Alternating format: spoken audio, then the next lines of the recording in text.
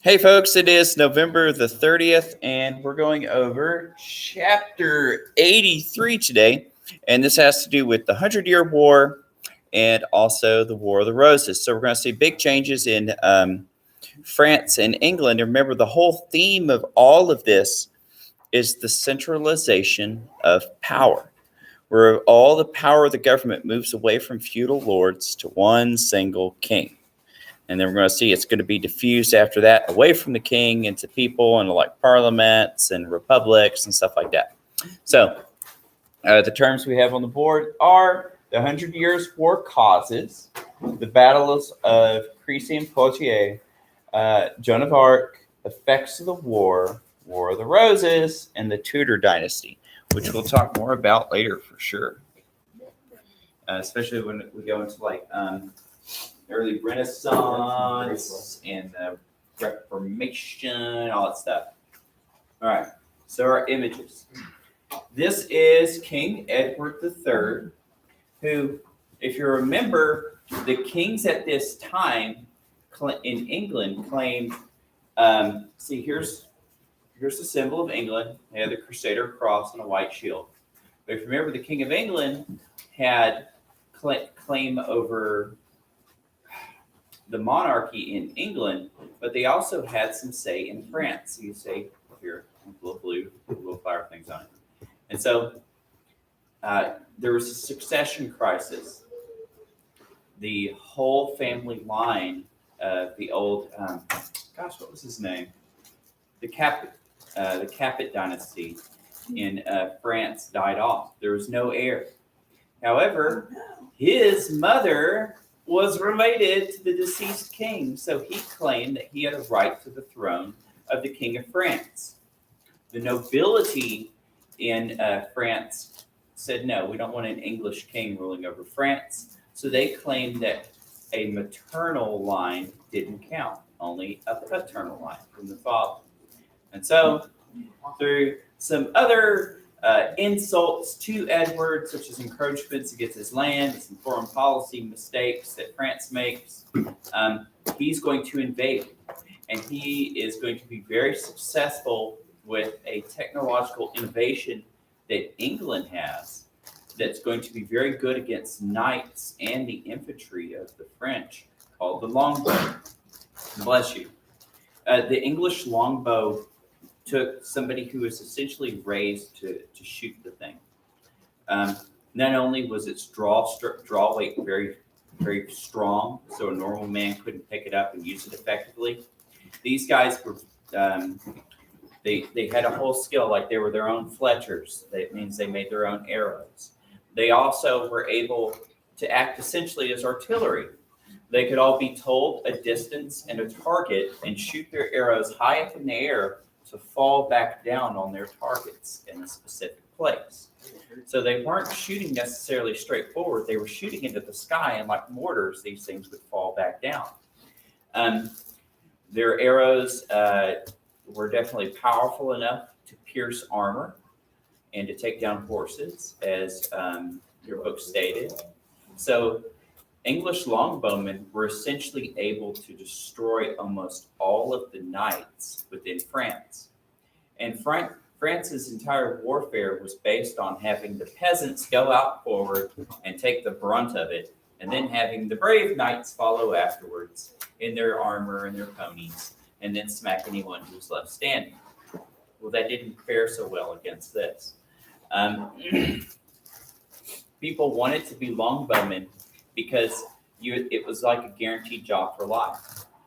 In England, if you were a longbowman, you were supposed to train your son in it as an apprentice, and the king would pay you a stipend your whole life to train your children into being longbowmen.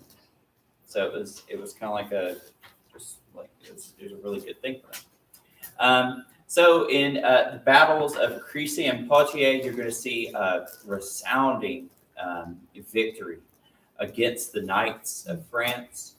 And this is going to be very humiliating for France because they're very, very steeped in chivalry.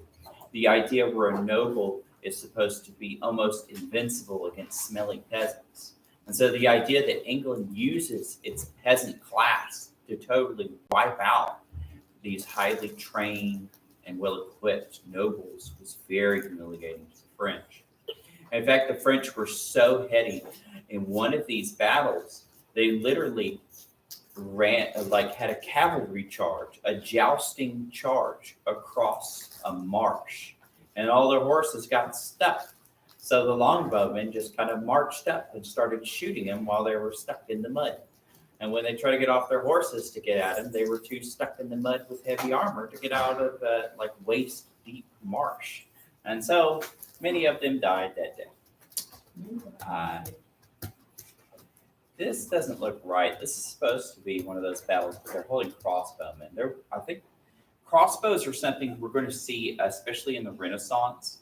Crossbows are going to be extremely effective against plated armor, and it's going to drive the knights essentially extinct. That and gunpowder. Here's another one. Here's more like it.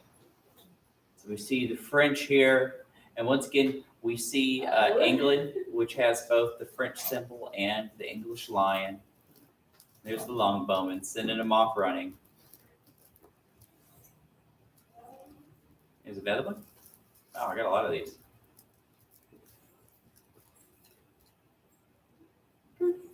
And another one. And he's not too happy about the whole affair.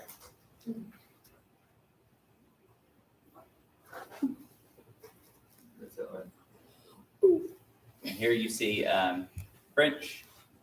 I think this is when the Black Prince, as you read in your book, the son of King Edward III, who was known as the very, very brilliant general. He's a very brave warrior, too, who would fight with his men in the battle.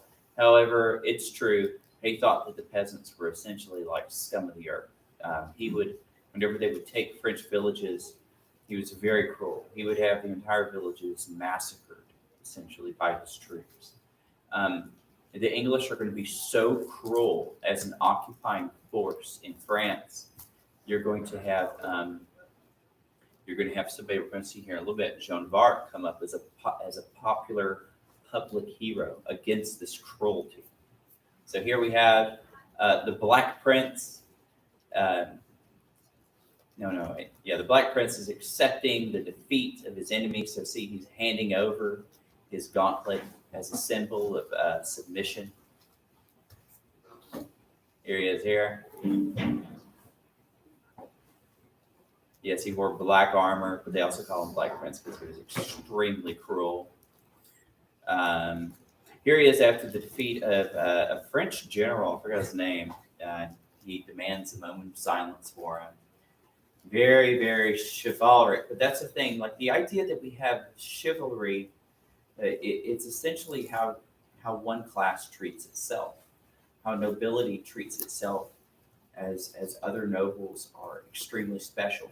If you remember all the way back to last year when we were talking about ancient Greece, how the idea of what we call the regicide, the killing of a king, was seen as extremely despicable to other kings and nations. They're going to expand that in nobility, as we see here in medieval times, and that's essentially what chivalry is. It's the idea that some people are just born so perfect because of their family line, they deserve to be treated with a set of manners and customs that you don't give to normal people. Now, Joan of Arc, she's going to be a young girl, and as a young girl, she's going to witness a lot of the rapings and pillagings that English troops and the murders that English soldiers are going to do to the French people. She's going to be very religiously devout as well.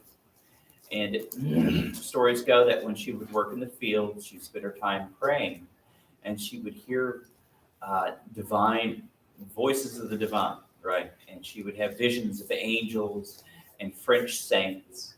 And eventually she would hear a message that she has to go to the king and tell him to fight back against the English. And of course, also for religious repentance as well, as rejoining God. The king at this time and many of the surviving nobles are going to be very, very withdrawn from the war. They've lost so much ground. They've lost, at this time, they've lost about half of France. Many of their soldiers are dead, so they spend a lot of their times trying to stay in their castles in defense instead of going offense. And she's like, you have to take the fight against them. When she meets the king, he's going to essentially allow her to be standard bearer, right? So that just think about somebody who's there for morale. He's going to don her an armor, give her a sword. She's going to carry a white banner that's supposed to symbolize the purity of God. Because of her presence, there's going to be several victories because you're going to have a very dejected, broken military all of a sudden believe that they're on the side of righteousness, and they're going to drive back a lot of the English. She will eventually be captured, however, and some stories have it that the French nobility is actually going to turn their backs on her and allow her to be captured because they're kind of jealous of her popularity. When the English do capture her, she's going to be accused of witchcraft because obviously, if you're on the other side and if God's on our side and if you claim God's on your side, you must really be a witch. So she was burned at the stake for nominally religious reasons, but really it was political reasons. She was the symbol of a resistance against them. So she was burned at the stake, and later on she would be made into a Catholic saint for France. And so it goes to show, we're going to come across this later, this is going to be one of the problems in the Reformation that's going to come up within the church, is that the church is going to become a political tool, where some bishops and priests are going to be used by kings and nobility against what would otherwise seem to be against their faith. So, following the war, we're going to have the War of the Roses. So once again, there's going to be a war over succession, a war over who's the leader. So you're going to have two royal families, the Lancasters, and who was the other one?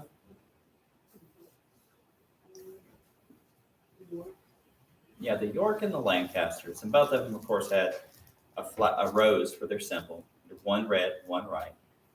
And whenever I think the Lancasters are going to win, and then King Henry will marry a Yorkish wife, and then you'll see this is going to be the symbol of the Tudors.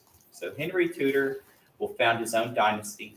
This is going to be the dynasty of very famous English monarchs, such as Henry VIII, such as Queen Elizabeth, such as King James of King James Bible, and all these other people, right? So these are going to be the kings and queens of American exploration as well.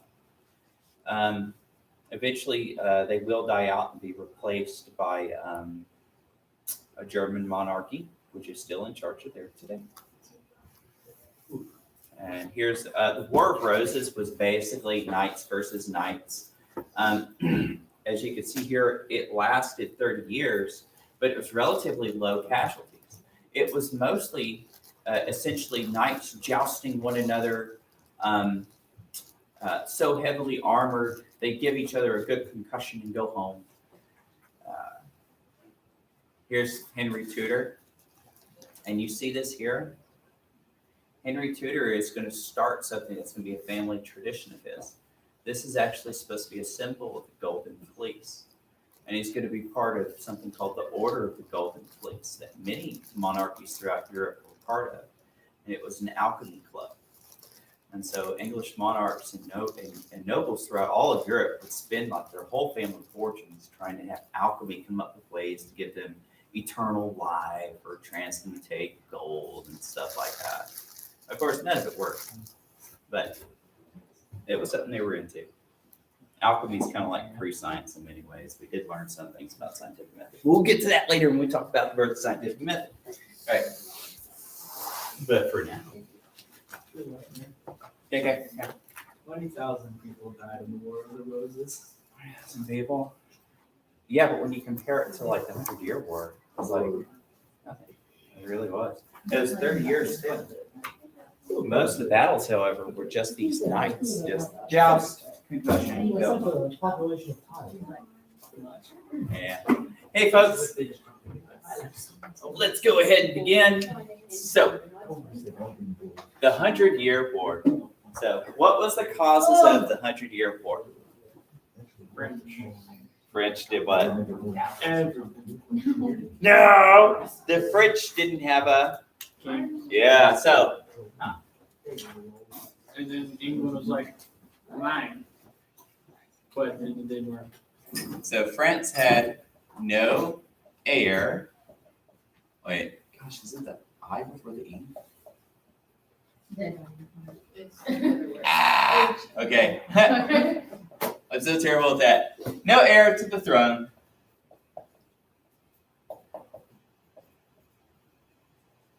So, English. King Edward III. But Ed III. How about that? Safe space. Yeah, y'all really should abbreviate your notes, you know. Edward III claimed it. It's really this main cause. It's like, hey, I have a chance to this crown. You really owe it to me. But then the guy who's appointed is going to kind of like rub it in his face. And go, Yeah, but this is like the prime motive there. It's like he has a stake in it. He's like, I have a legal way that I should be king, and you guys like took it from me. Now, what are these two things here? They are places like channels. Okay, yeah. All right. Two major battles.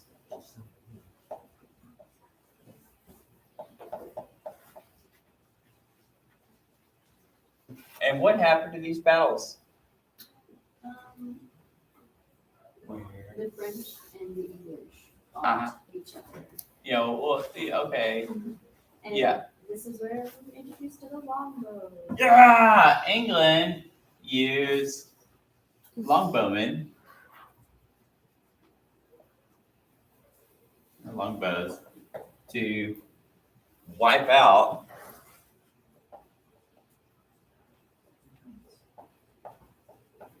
the French knights.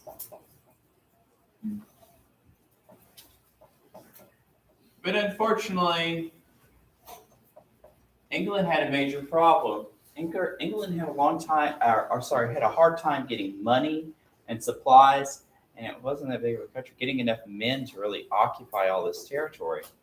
And so they would get these victories, but they couldn't really hold on. And another thing your book didn't mention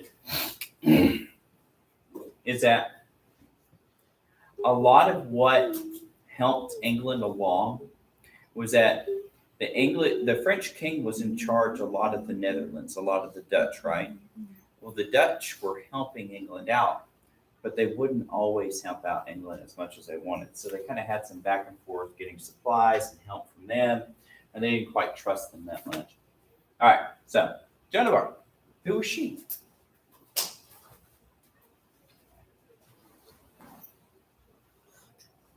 Let's see. Who was she, Shelby?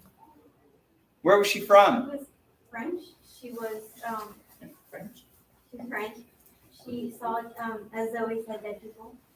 She saw saints and angels and stuff like that, and she Yeah, French girl who had, let's say, spiritual visions.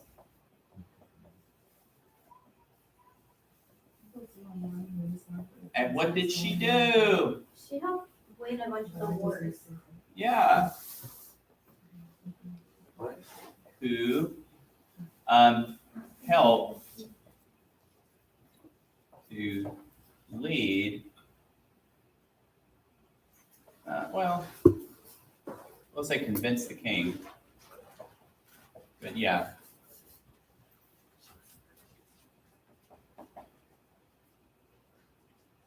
To fight England. Because, at this time, they pretty much tossed in the towel. But yeah, she is going to be the leader in a lot of this. She's not really a tactician, right? She's not trained in warfare, but she was very good at saying, hey, kind of like that. It was like a crusade, really. It was like, hey, Deus Vult, God wills it. Go out there and fight.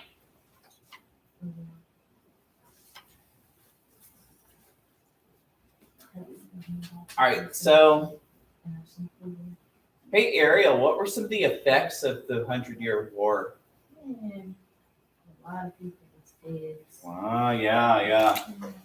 Lots of death and loss of property.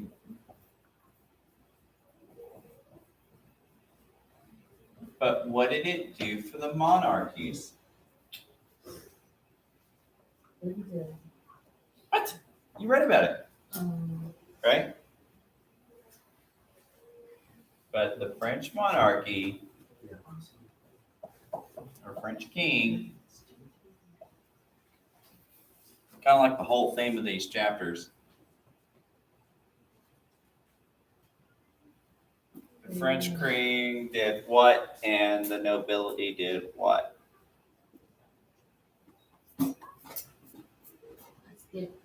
I skipped that.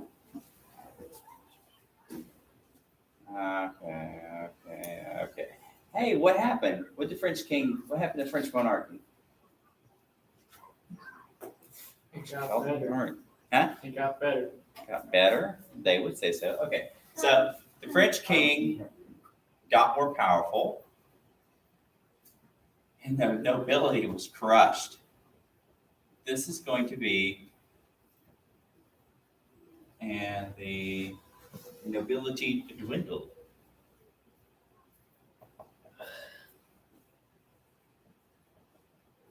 I'm going to say got crushed because that sounds better. Okay. Yeah, got crushed. Well, now it's not going to go away. There's going to be a lot of French nobility as we talk later, but they're going to become they're going to have their fangs removed. They're going to become, they're going to go from being wolves to puppies. The kings are essentially just going to use them. All the powerful things that's going to happen in the nation will be under the monarch's control, all that stuff. So, War of the Roses. So, War of the Roses was what were they fighting over? Yeah. So, Yorks versus Lancasters. Fought over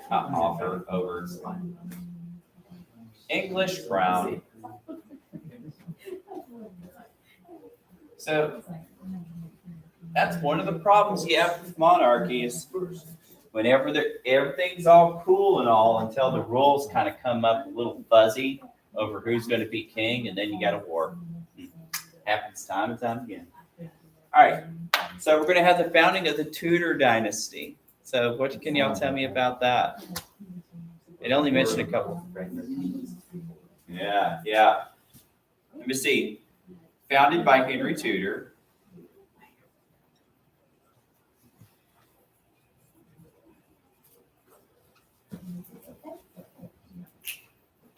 And we will talk more about them later. We're just going to say very powerful. So both England and France, their monarchies are going to become, like, you're going to see, we're going to go away from Henry Capet's Capet's monarchy in France. We're going to go to the Valois, I forgot to say it. And that's going to be a very powerful French monarchy. We're going to go from the old English monarchies to the Tudors. And that's going to be very powerful and centralized as well. So, good stuff. We're going to end our lecture for today and go over the next chapter or two tomorrow. See you later, kids. Nobody was on live today.